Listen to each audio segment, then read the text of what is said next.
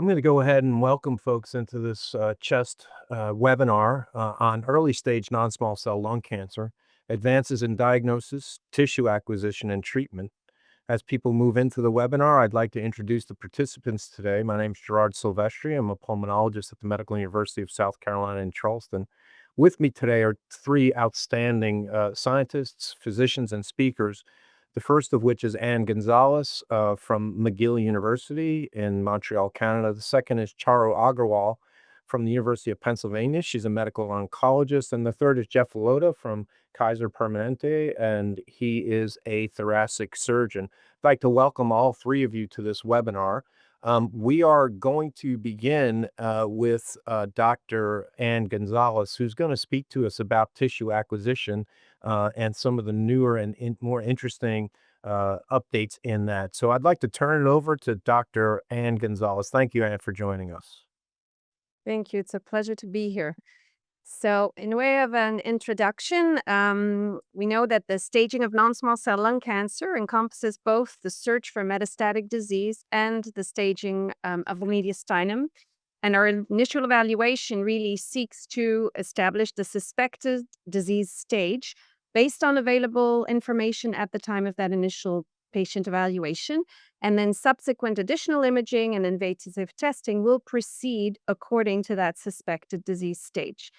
Now, as much as possible, it's essential to try to achieve diagnosis and staging in a single invasive procedure, which has been shown to be more cost-effective, more efficient, and safer, in fact, associated with fewer complications from fewer procedures. And very importantly, as will be discussed further, we need to make sure sufficient tissue is acquired for molecular testing. Next slide, please. Now, the guidelines we currently use for staging our patients with lung cancer are the third edition of the American College of Chest Physicians Lung Cancer Diagnosis and Staging Guidelines, which were published in 2013 and are in the process of being updated. The two key messages from that iteration of the guidelines were the recognition of the very important role of PET scanning, as well as the first-line role of minimally invasive needle techniques in staging. So PET scan was recommended really to detect unsuspected metastatic disease in patients who were being treated with curative intent, whether that's concomitant chemorads or a surgical plan, and really in the case of potentially surgical patients to try and avoid non-curative resections. And minimally invasive needle techniques, being EBUS and EUS, were really at that time recognized as the test of first choice to confirm mediastinal disease in accessible nodal stations. In the chest guidelines, there were four main types of intrathoracic disease that were recognized. The A on the left-hand corner being diffuse mediastinal infiltration, where systematic staging is less essential, but rather what's needed is tissue confirmation and molecular testing, of course, whereas the other categories include having discrete mediastinal nodal disease, a central tumor or hilar nodes, and then more peripheral nodules. Those are the four categories. Next slide, please. In terms of the non-invasive staging, of course, we know PET scanning is more sensitive than CT scan for staging of the mediastinum, and integrated PET CT scan is what is mostly being used nowadays. This was a Cochrane review on integrated PET CT, which showed slightly better, but overall a similar message to the data on PET CT in terms of sensitivity and specificity. And really the key take-home message is that while PET CT is an important test in our non-invasive staging, it really doesn't have a diagnostic accuracy that is sufficient to rely on the PET CT alone, so that a biopsy is very much required, both because integrated PET CTs can be associated with false negative results. We can miss microscopic metastatic disease, particularly in smaller nodes, less than 10 millimeters, but also false positives are possible due to infection or inflammation. We see this in histoplasma endemic areas. We see this with anthracotic nodes that can be PET positive. And of course, missing a false positive PET scan means you have missed an opportunity for curative intent treatment potentially. And so very important to have confirmation of these PET scan results. In terms of who warrants invasive staging, this is a figure from the revised ESTN guidelines, which were published around the same time as the last CHEST guidelines. And the message is similar for both of these guidelines in terms of who requires invasive staging. Anybody, of course, with CT and or PET positive nodes, CT scan positive being generally considered to be a short axis diameter of a centimeter, and or PET scan positive nodes. If the CT scan and or PET scan show negative mediastinal nodes, then the patients who do require invasive staging of the mediastinum are those with centrally located tumor, which has been variously defined, but will be at minimum considered to be the inner third, if not the inner two-thirds of the lung. Patients with a mass, a lesion greater than 3 centimeters, or patients with ipsilateral hilar node involvement all warrant invasive mediastinal staging. Next slide, please. In terms of the data, some of the earliest meta-analysis published on the role of EBUS for mediastinal staging date back to 2009 and showed a high sensitivity with 100% specificity, because generally we know that false positive EBUS results are extremely rare. They've been reported, but they're quite rare, so that a malignant result on EBUS is generally considered to be a true positive. The meta-analysis that was completed as part of the last iteration of the CHEST guidelines similarly showed a high sensitivity of EBUS for mediastinal staging, detecting of N2, N3 disease at 89%, with a negative predictive value of 91% in that series, which encompassed a range of patients, some with enlarged nodes and non-enlarged nodes. The prevalence of disease, it's important to note, was fairly high, with a prevalence of malignancy and N2, N3 nodes of 58%. Next slide. In terms of what's accessible to EBUS versus EUS, I mentioned this because the last iteration of the guidelines generally mentioned minimally invasive needle techniques, EBUS versus EUS. EBUS really provides access to upper and lower paratracheal nodes, right and left, subcarinal nodes, as well as hilar nodes 10, 11, 12. EUS can access left-sided paratracheal nodes, subcarinal nodes, more posteriorly located, and the paraesophageal and pulmonary ligament nodes, and may provide access, of course, to left adrenal gland and other lesions potentially. Thank you. Yes, next slide.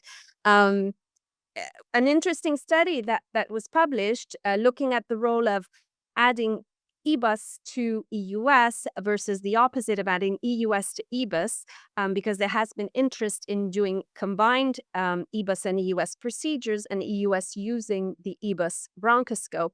In this study, they divided patients who required mediastinal staging for standard indications into two groups, one being EBUS-centered, to which then EUS was added, and the opposite group. And essentially, they showed that overall, regardless of the order in which the two procedures were performed, the diagnostic accuracy and the sensitivity for mediastinal metastases was quite similar. But what was very interesting is that adding EUS to EBUS had not a significant impact on accuracy. But if you started off with EUS and added EBUS, then you had a significant increase in diagnostic accuracy and sensitivity. So, of course, I think that reflects current practice, where mostly what is being performed is EBUS for mediastinal staging, with a more limited group of practitioners, I think at least in North America, doing a combined procedures. But this is also something in which there is interest. But I think EBUS has really become our tool of choice as a first line for mediastinal staging. Next slide, please. This is an article I bring up because the sensitivity of EBUS can look disappointed when we are looking at the subgroup of patients with N0 or N1 disease. This was a systematic review that focused on the role of EBUS for mediastinal staging in patients who had clinical N0, N1 lung cancer. Of course, the mean prevalence of N2 and N3 disease in this setting was much lower at 15%, and the pooled sensitivity of EBUS in that setting was 49%. Now, if we go back to our basic courses of epidemiology or biostatistics, of course, sensitivity is a test characteristic that's not supposed to be affected by disease prevalence. But here, really, the disease prevalence, I think, reflects disease burden, the type of disease that we are trying to diagnose. And so if we have enlarged N2 or N3 nodes, those are readily diagnosed by EBUS TBNA. But if we are dealing with smaller a nodal disease with microscopic deposits of metastatic cells, then those can be higher to pick up, hence the lower sensitivity of EBUS TBNA. In this setting, the authors in their systematic review looked at the impact of having a combined EBUS and EUS procedure, which did increase sensitivity, not a big change in negative predictive value, which is important to note, 91 versus 92%. So additional combined procedures would be needed to diagnose one more patient with occult metastatic disease. I think it's still a moving target as to defining which subgroup of patients is most likely to benefit from having a combined EBUS and EUS procedure. Thank you. One very last important aspect I want to touch upon, of course, is the importance of molecular testing. Back in 2016, Momin Wahidi and colleagues published recommendations on technical aspects of EBUS and had a specific recommendations on ensuring sufficient tissue is acquired for molecular testing by acquiring additional samples specifically for this purpose beyond simply, the diagnosis and thorough staging.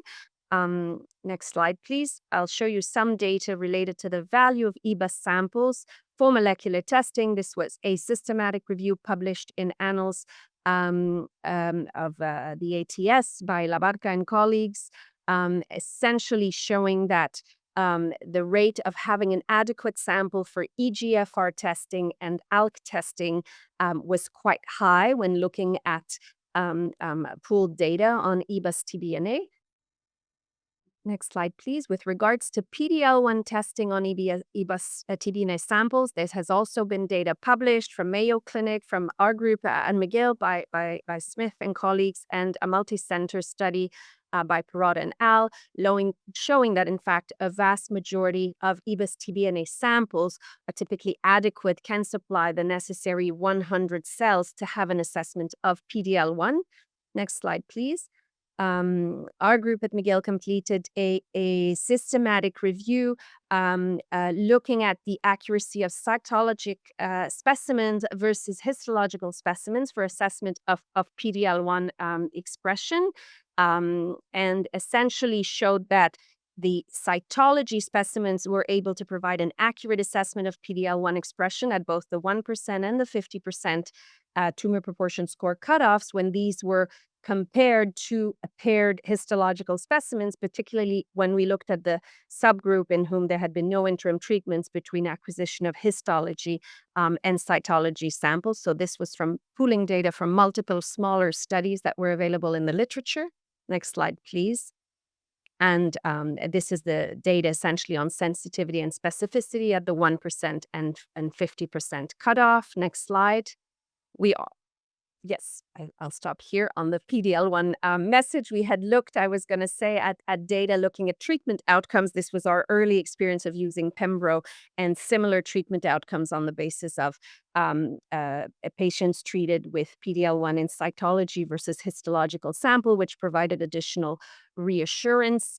I had included this slide with one additional key message related to EBUS, which is that in the 9th edition of the TNM, which is currently in use, the big change has been the division of N2 disease into N2A and N2B, which has created, of course, additional stages in our already complex tables. Next slide, please.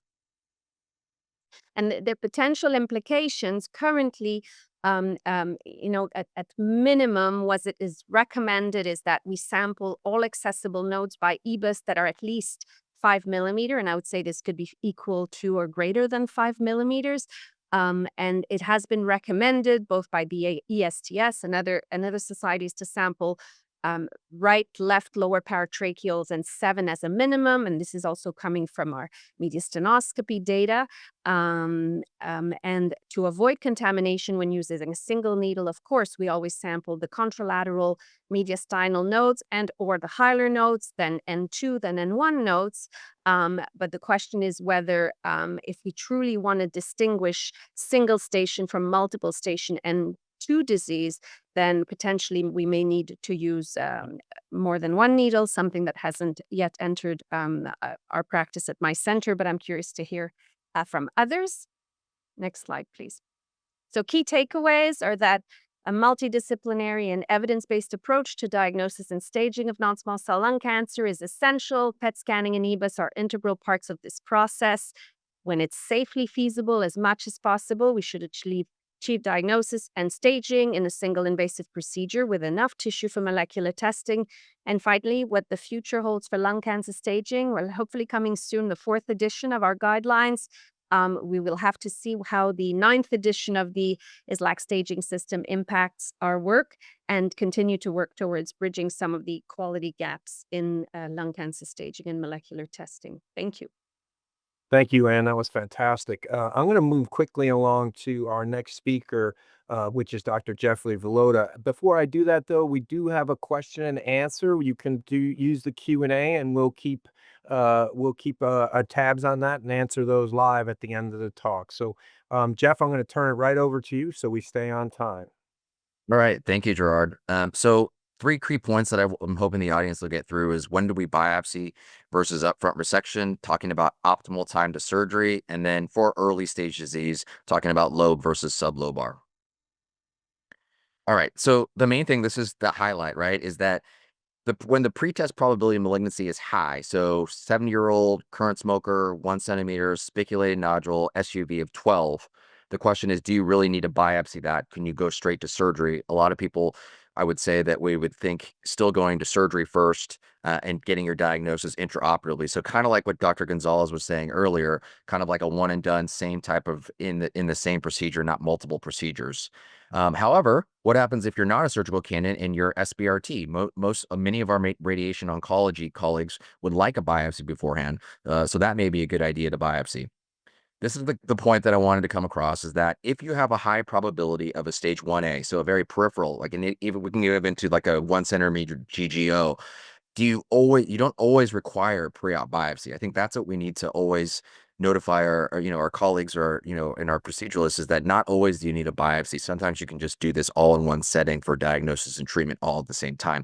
But again, no, I'm not saying that the surgeon should just decide that. The prior to treatment, the multidisciplinary evaluation, meaning thoracic surgery, pulmonology, IP, radiology, IR, however you want to do it, we should all kind of look at that. In our system, we basically do that once a week, when we can all kind of, in a multidisciplinary format, decide who should biopsy or who should go straight to surgery. Next slide.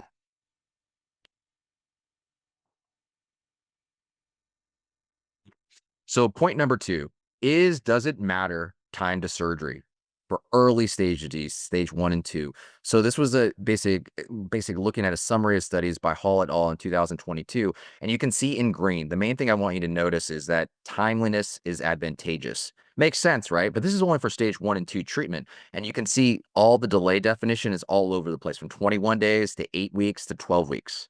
Next slide.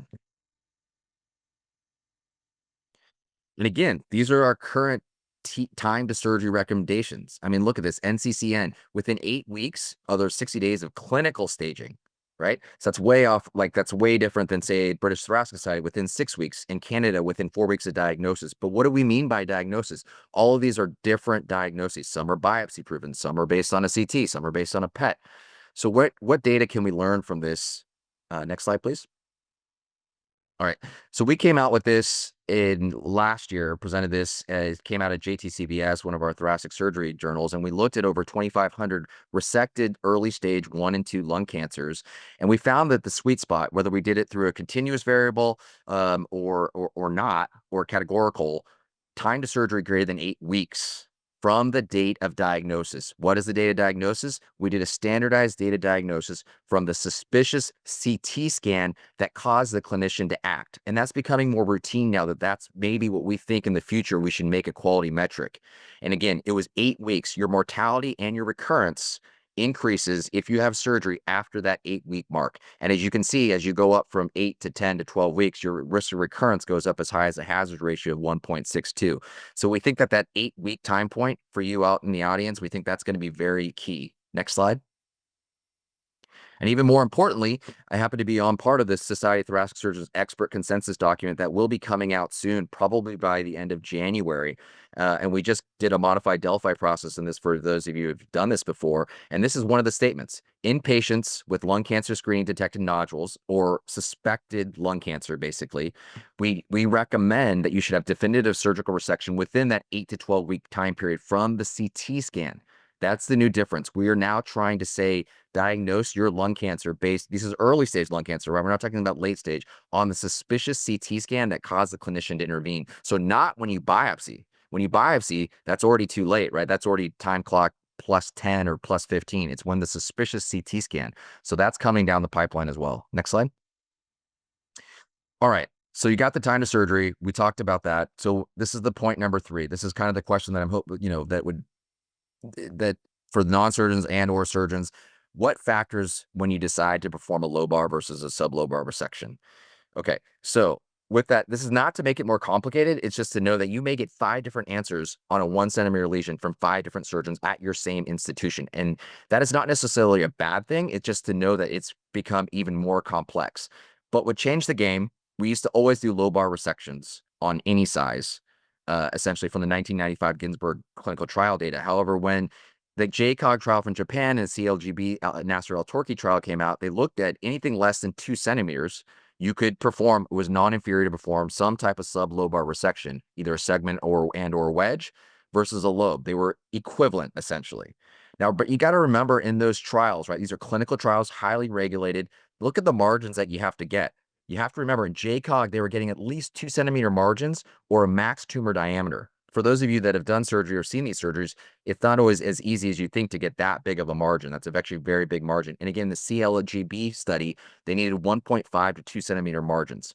Remember, the tumor location in those 2 trials, the JCOG and CLGB, they were peripheral small tumors.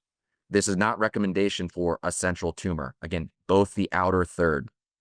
And then where it gets even more complicated, which I'm not going to go into detail about each of the trials, but what about were they all solid? Some were solid, some were not, right? Some were part GGOs. What about the SUV? We don't know all of that. What about histology? Does grade make a difference? Micropapillary. We do know that those are worsening prognostic features even in stage 1 disease. LVI, lymphovascular invasion, is a worse prognostic factor. And then what a lot of us in the surgery literature are really concentrating on now is STAS. For those of you who don't know it, it's spread through airway space disease. That is something that you cannot tell on preoperative or intraoperative biopsy. That is only told on your on post-surgical specimen. So you won't know about STAS before or after, and STAS is an aggressive feature.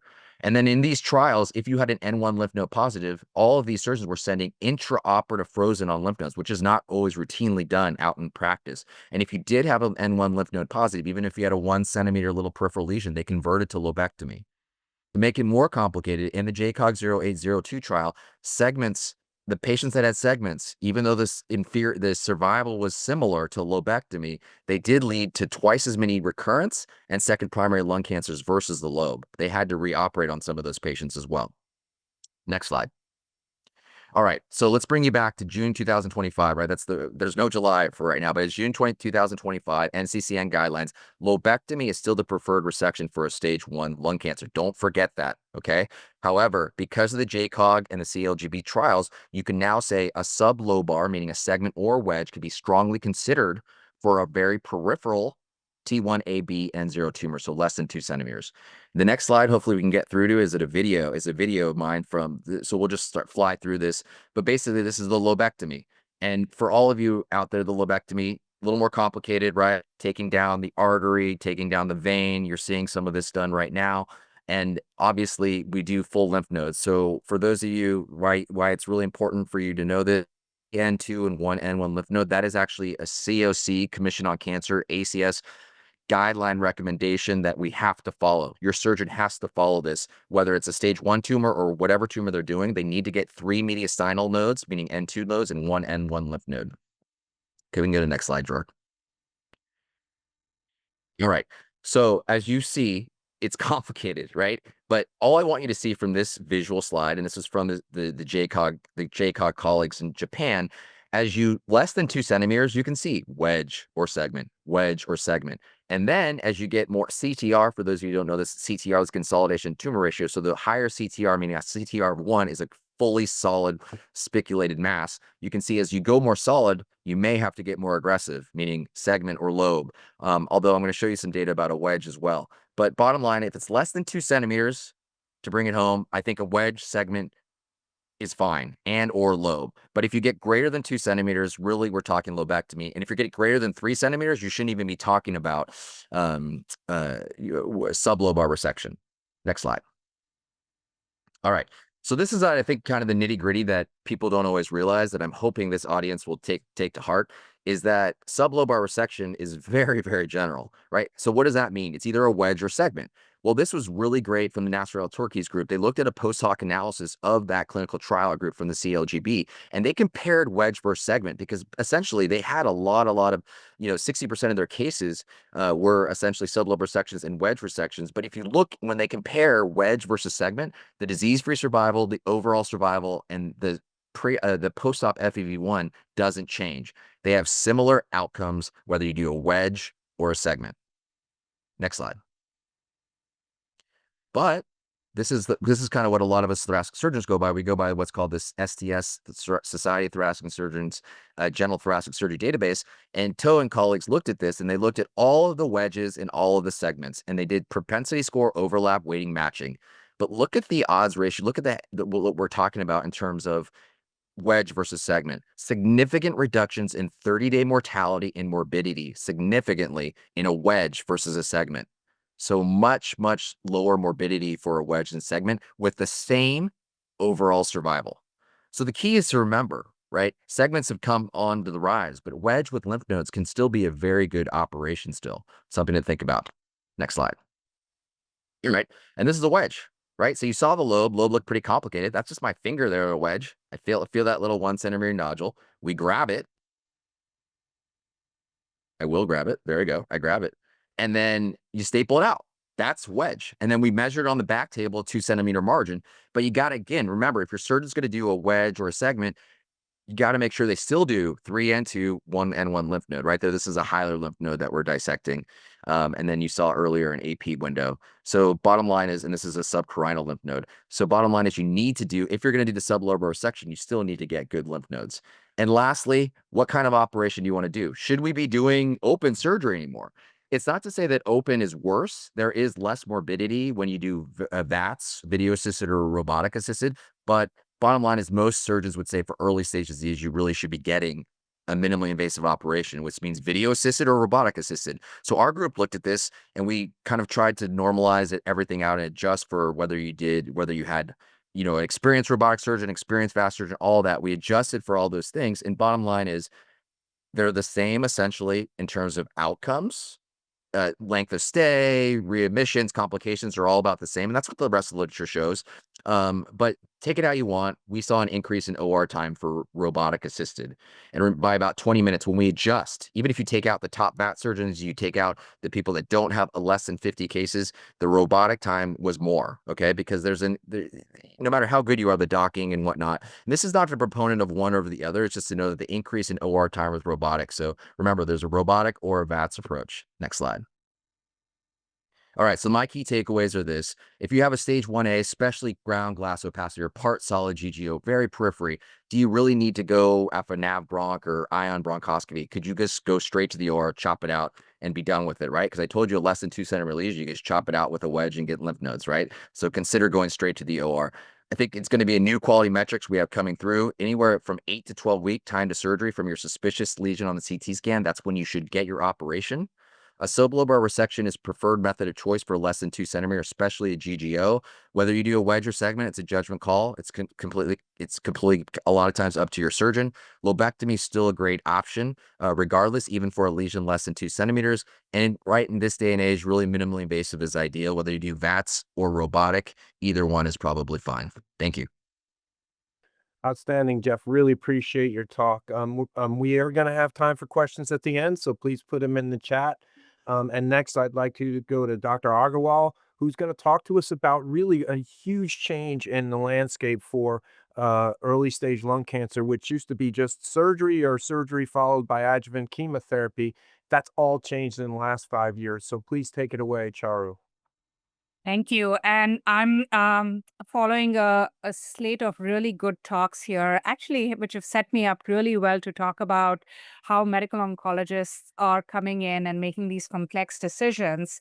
I want to start off by saying that management of early stage lung cancer has become really complex.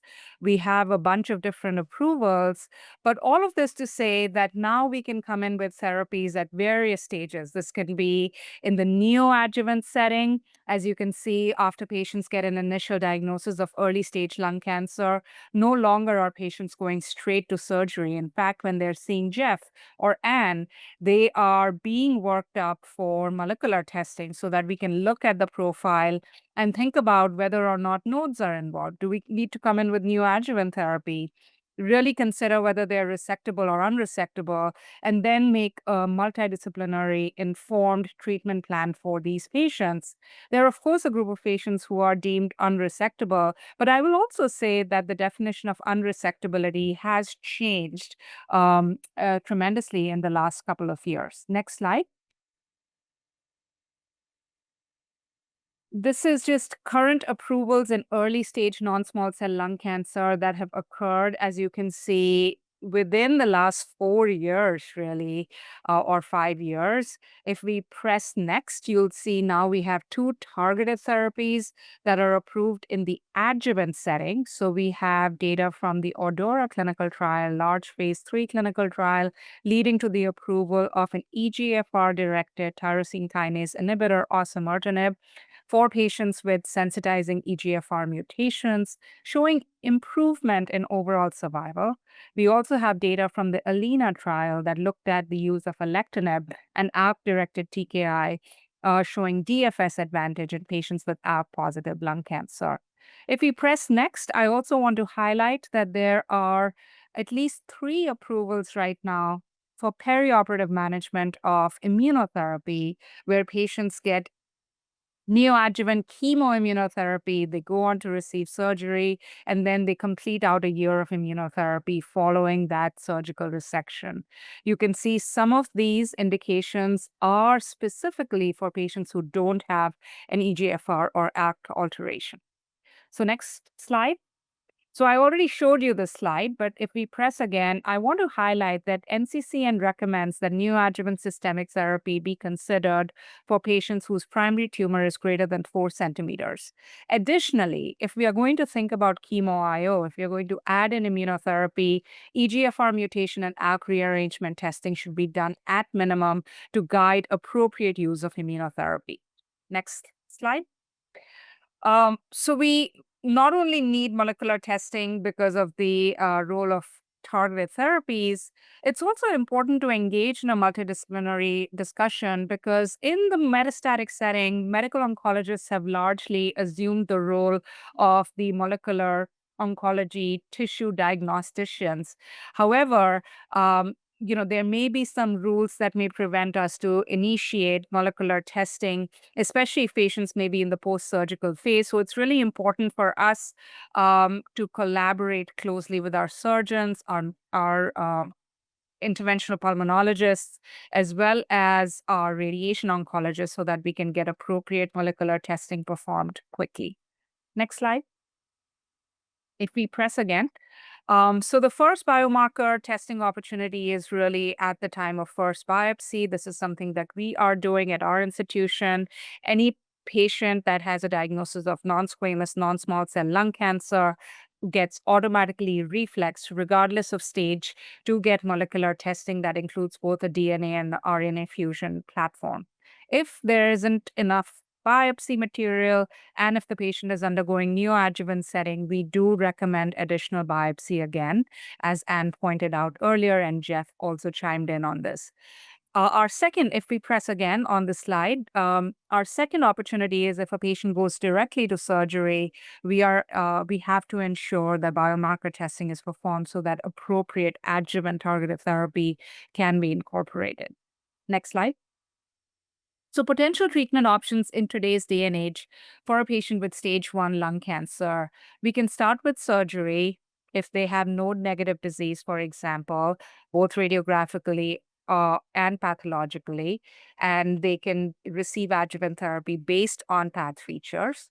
Or more commonly, we start with neoadjuvant therapy followed by surgery, followed by either an adjuvant IO, sort of like a perioperative approach, or really stopping at surgery. And we'll examine some of the evidence around this. Next slide. So here are the EGFR TKIs in the adjuvant setting. I want to start off with EGFR mutations because they do represent a distinct group of patients with early stage lung cancer. Historically, you can see many different agents have been tested in this setting. However, none of them led to really a OS advantage except the Aurora clinical trial. If we press next slide again, you can see this was a large randomized clinical trial that randomized patients to 3 years of osimertinib versus placebo in those patients who had a sensitizing mutation post-surgery. Patients could receive adjuvant chemotherapy, although that was not required. Next slide. And we see that adjuvant osimertinib improved overall survival. First, DFS had been reported, and there was always this question of, are we only delaying recurrence or are we actually improving survival? And you can see hazard ratio of 0.49 is pretty significant. And now the question is how long to continue osimertinib. I certainly had that question in my clinic. Patients are tolerating these therapies quite well at 3 years, but is 3 years the right interval? Next slide. The other option is to go in with neoadjuvant therapy. We'll examine chemoimmunotherapy. But if we press next slide again, the question is, can we do adjuvant immunotherapy for these patients who may not have an activating mutation? 2 large clinical trials have looked at the use of adjuvant immunotherapy. The first one of them is the Empower 010 study design. The study is almost 4 years old at this point in time. From the results, patients with stage 1B to 3A, 7th edition, resected lung cancers received chemotherapy and then were randomized to receive 1 year of atezolizumab or best supportive care. Primary endpoint was DFS in PD-L1 positive population. We go to the next slide. We can see that there was a DFS advantage in those patients who had a TC1 or PD-L1 greater than equal to 1%. Although you can see the hazard ratio was 0.66, and the hazard ratio significantly got worse as we started to add the PD-L1 negative population or added the 1Bs. So the magnitude of advantage is not that great. And most recently, we've seen that there may not be a survival advantage with long-term follow-up of these patients who receive atezolizumab. Next slide. There was another trial called the PEARLS Keynote 091 study. This is a global randomized triple-blind phase 3 study looking at adjuvant pembrolizumab. Again, very similar study design with the exception that patients did not have to receive adjuvant chemotherapy, and it was for all comers. The primary endpoint was not for not for PD-L1 greater than 1%. If we go to the next slide, you will see that both DFS for the overall population as well as DFS for the TPS greater than 50% population were positive. You can see that the hazard ratio was 0.76. So this did lead to an improvement. However, overall survival is not that impressive. Next slide. What about neoadjuvant TKIs? We talked a little bit about using osimertinib in the adjuvant setting. And I also set the stage that we are now using perioperative chemoimmunotherapy.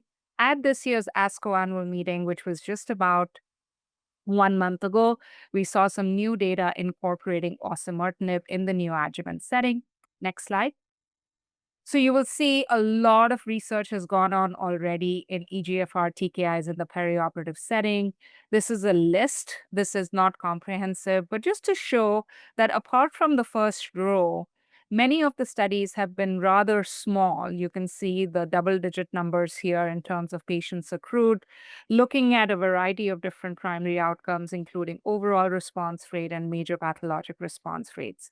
So we know that these TKIs are safe in the neoadjuvant setting, but are they really effective? Next slide.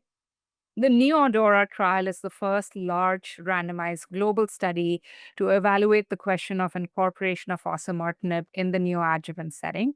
Patients with EGFR sensitizing mutation were included who were destined to receive surgery. So these were patients who had either stage 2 or 3 non-small cell lung cancer. And they were randomized into 3 groups. One group received only chemotherapy. So this was carboplatin or cisplatin plus pemetrexed for 3 cycles. One group received only osimertinib for at least 9 weeks, and one group received osimertinib with combination chemotherapy for at least 3 cycles. All patients went to surgery, and the primary endpoint was major pathologic response, which all of you know is presence of tumor, which is at least 10% of the tumor specimen. Next slide. So the first finding was that the MPR rate was statistically significantly higher with both osimertinib-containing regimens. You can see monotherapy coming in with 25% MPR and OC plus chemo coming in with 26%. Next slide. We also saw that interim EFS was improved for those patients who received chemo plus OC. You can see here hazard ratio of 0.5 compared to OC monotherapy. Next slide. So my conclusions from this large trial, that neoadjuvant OC with or without chemotherapy could be considered when planning treatment for patients with resectable EGFR mutant stage 2 to 3B non-small cell lung cancer. Next. However, we do need individualized decisions for each patient. Some patients may benefit from an MPR, or some patients may benefit from going to surgery directly. Remember that we do have an overall survival advantage with Odora. So if we don't give a stage 2 patient neoadjuvant osimertinib, I'm always going to give it to them in the adjuvant setting. So I think it's important to recognize that osimertinib is going to be part of their treatment setting at some point or the other. Next slide. And the final thing I will talk about is neoadjuvant chemoimmunotherapy, and do we do perioperative or do we do only neoadjuvant? Next slide. Um, so we have final analysis of the Checkmate 861 study. This was a first of the neoadjuvant chemoimmunotherapy studies that looked at 3 cycles of platinum-based chemotherapy plus nivolumab. Patients went on to surgery and stopped. This was the first trial that showed us that PAT-CR rates can be as high as 24% or 22% in patients who receive chemo-IO. At this year's ASCO annual meeting, we saw 5-year overall survival data, and you can see that these patients have a survival benefit with a hazard ratio of 0.72 compared to chemotherapy. If we look at the key subgroups, most of the subgroups had an improvement in overall survival. I will just reiterate the fact that for entry onto the study, patients had to be negative for both EGFR and ALK. So molecular testing is really important. Next slide. And then you can see exploratory analysis by PAT-CR status. This is extremely important. So patients who received PAT-CR either by chemotherapy, the gray line on the top, only 2 patients did, so it's not really big number, 4 patients, I'm sorry, or patients who received PAT-CR with Nivo and chemo, they really did quite well. So patients with PAT-CR may not need additional therapy. Remember that this trial stopped immunotherapy at after the 3 cycles of neoadjuvant chemoimmunotherapy. And I think that's the biggest take-home message here. If you achieve a PAT CR, your overall survival at 5 years is going to be above 90%, which is incredible for somebody with stage 3 lung cancer. I think this is unprecedented data. Next slide. And you can see, of course, the improvement is much more significant for those with higher stage of disease. Next slide. And then my takeaways really are molecular testing is critical. This is a very complex landscape, and we need to collaborate with pulmonologists, surgeons, radiation oncologists, but more so with molecular pathologists so that we can reflexly test these patients early. If we find EGFR mutant lung cancer, I think neoadjuvant chemo plus TKI is an option sometimes. Next slide. And then if we know that we are going on with neoadjuvant chemoimmunotherapy, we know that there's an overall survival benefit based on the latest data from ASCO. We don't know if giving them one additional year of immunotherapy is clearly superior. And my takeaway is that if we achieve a PAT CR, it is probably okay to stop treatment at that point in time. All right, great. That was fantastic. I don't see any questions, but I have a lot. So I'm going to go through a rapid fire to our speakers here and go through several questions I'd like to ask our speakers. Anne, how many passes do you need to get adequate tissue? So if I'm doing EBIS, how many passes do I need? What's the minimal number of passes? Well, for pure staging, 3's the minimum, right? If you How just about want for to molecular? positive or not. For molecular, at least another 2 above those 3. So I Okay. would say, yeah.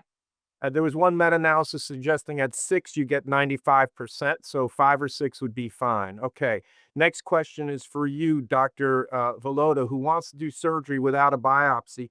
What do you say to the audience that says, I've read the lung cancer screening guidelines, and if you took all the randomized trials, the rate of surgery for benign disease is 20%, 20%, fully 1 in 5 thoracotomies for benign disease. Is that okay? And if not, what do you think that rate should be? Yeah, I think that it's not okay, and that's why minimally invasive is such a big thing. I think if you get a minimally invasive, negative benign resection, that's probably okay. Those patients, tolerate those well, and they go home the next day and they don't have any issues. But yes, in the some of that data is based off with thoracotomies, and that's probably a bigger deal. That's a lot bigger recovery. Thoracotomy 3 to 6 months versus 2 to 6 weeks. There's talk about this in our group, all with different in the thoracic surgery literature. And I would say again, this is just a number. And this is don't quote me on this, but this is kind of what we're leaning towards based off of kind of retrospective studies. And ideally, we'd like to be less than 10%. Less I than agree. 10%. I agree. Charu, I just want you to clarify for patients who are eligible for all of the neoadjuvant and adjuvant trials, they should be at least stage 1B. We don't currently use these trials for stage 1A. Those are surgery alone. Is that correct? That is correct. And I think it's important to also recognize that many of these trials transcend stages. Some look at stage AJCC 7th edition, some 8th, and some are now looking at 9th edition. So my general rule is looking at NCCN guidelines, they are recommending systemic therapy for those tumors with at least a 4 centimeter node 4 centimeters, or if in case there is nodal involvement, then we should consider neoadjuvant or systemic treatment. So I'm thinking of it as size, Jared, more than a stage because it can get confusing. Okay, great. Thank you. And I'm going to go back to Dr. Vallota quickly. Dr. Vallota, in the Altorki trial, there was only, first of all, the FEV1 for both groups was much higher than I see in my practice. Can you tell me why it is that the difference in spirometry was only 6% for lobectomies and 5% for wedge resections? And how do you, how am I supposed to talk about that in my practice where almost nobody goes in with a 90+% FEV1? I think that's a great point. And that's why you saw me bring up about a lobectomy being still a very good operation, because in reality, so these were only measured at 6 months. We don't know what it's like 2 or 3 years later if there's a difference, but you're right. There wasn't a significant difference in FEV1 6 months post-op between a segment or a wedge versus a lobe.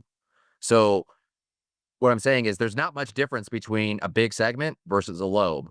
And again, these are healthy patients. So a lobe doesn't take out as much FEV1 and or DLCO as you actually believe it to. Now, so that's all I'm saying with regards to that. Now, the others that on the converse side, people will say, well, we don't have PROs, patient reported outcomes between a lobe and a segment afterwards. And so those are the proponents that will say, well, lobe is still bad or too much because those patients, even though their FEV1 doesn't change, they significantly feel different, more short of breath and more dyspnea on exertion. So it depends what side of the fence you're on. But bottom line is the numbers don't lie. The numbers basically, and I've done this before when I take patients back to decide on a contralateral side and whatnot, you'll get the PFTs and Gerard, they'll be the same. They'll be exactly the same. So it's not that the PFTs get affected so much. It's whether or not your patient can, how they're feeling symptomatic or, from a respiratory standpoint. If they're feeling okay, you can see that most of the times they are. So they can't, I guess what I'm getting at is it's more about how they're doing symptomatically and how they feel subjectively and not necessarily by the PFTs, because usually the PFTs don't change between a segment, lobe, and or wedge. Okay, great. Now I need rapid fire answers. Ann Gonzalez, if PET CT is FG avid for some nodes but not others, do you still sample the non-avid nodes? So my first incline was to say yes, absolutely, in rapid fire. I'll say this: if you're trying to stage the mediastinum, um, uh, and what we should do is definitely target those nodes that are PET positive. But in addition, if you're systematically sampling, you should be sampling nodes that are at least 5 centimeters in short axis and accessible to have thorough staging. That being said, of course, if you're doing EBUS with rows and you sample an N3 nodes and you are positive on rows in your N3 or your N2 nodes, of course, you'll be able to stop there. And then with rows, make sure from those nodes that are positive, you're acquiring sufficient tissue from molecular testing. So that's very helpful. But if we are staging in someone who's going to have potentially have surgery, we will stage PET positive nodes as well as the other nodes that are accessible to be thorough as part of systematic sampling. I totally agree, and I think a staging EBUS is a longer and more different procedure than is going after a big fat subcarinal node.